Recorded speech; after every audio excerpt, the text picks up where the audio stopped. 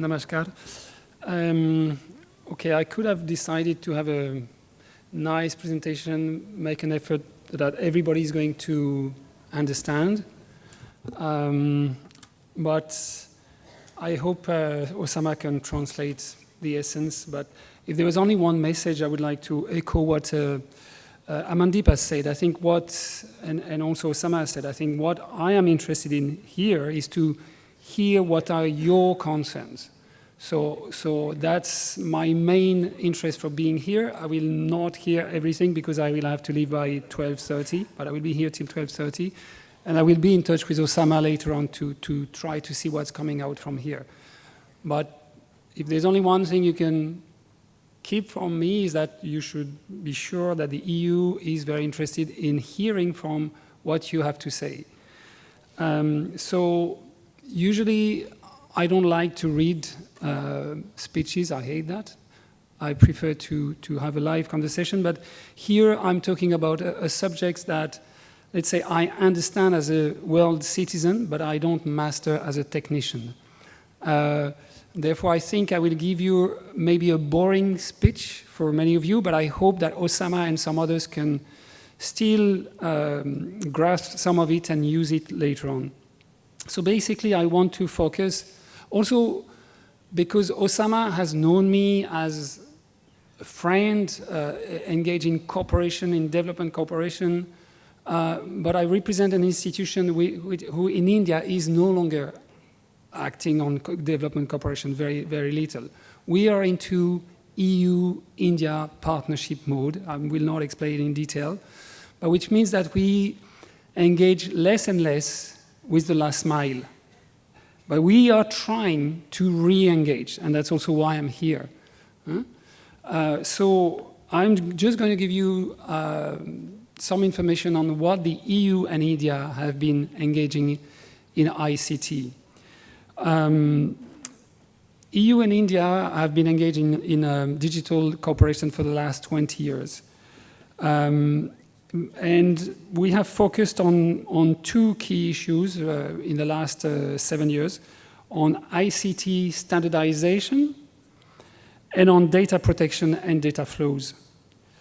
So we understand that India considers the digital transition as a unique opportunity to leapfrog and bring innovative, affordable, and good quality public services and business opportunities, including to the population residing in rural India, where, if I'm not mistaken, we still have around 2/3 of the population. For this, one priority is to ensure deployment of infrastructures, including in rural and remote areas.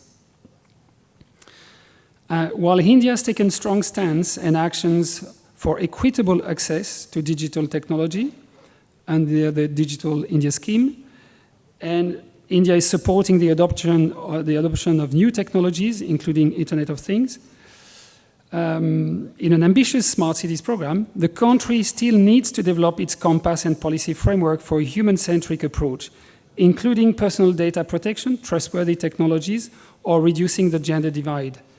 So keep in mind that I have not cooked or prepared this just for this event. This is what we are working on when we engage with India. So when I'm talking about a human-centric approach, I'm not saying that to please you or to please Osama.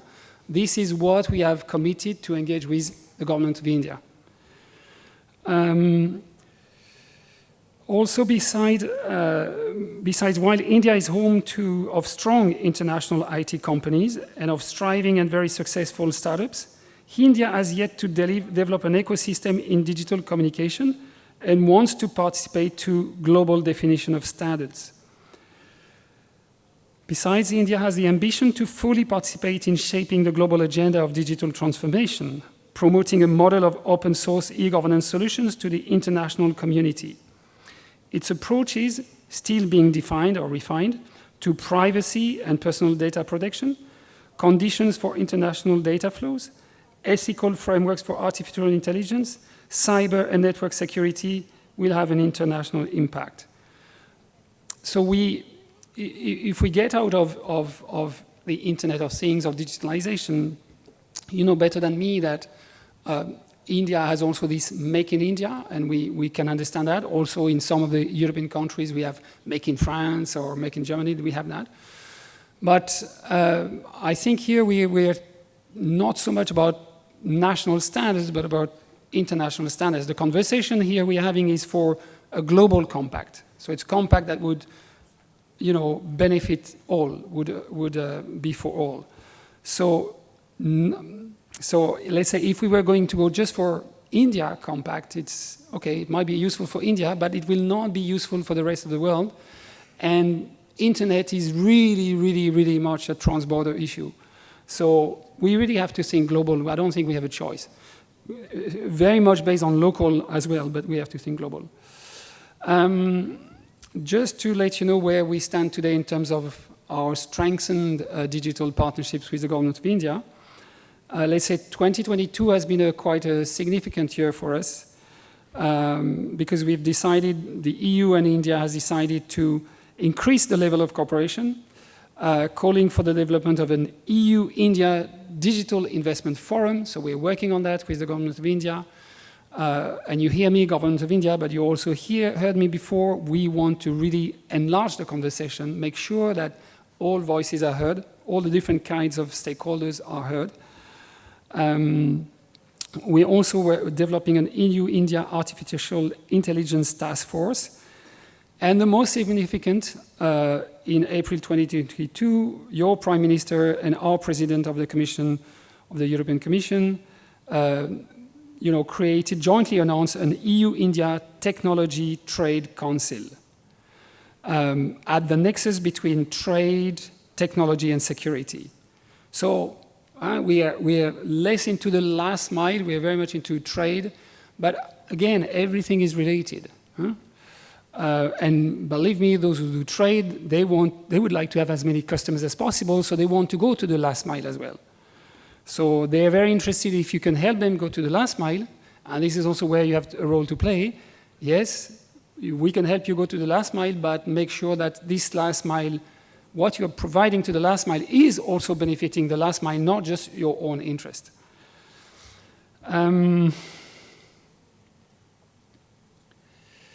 Right, I think I should end here, but just for you to see, if you maybe just two messages. We are very little, we are no longer the EU that some of you have known. We are no longer the EU who invest, especially in development cooperation. We are an EU that does partnership with India on many, many sectors, including digital. So we want you, or some of you, to be part of these partnerships we have with the government of India. So there are platforms where, let's say, civil society actors are formally represented. There are platforms where they are not represented, or there are platforms where they are weakly represented. We want to make sure that the right voices are heard and can be heard on the right platforms. Thank you very much.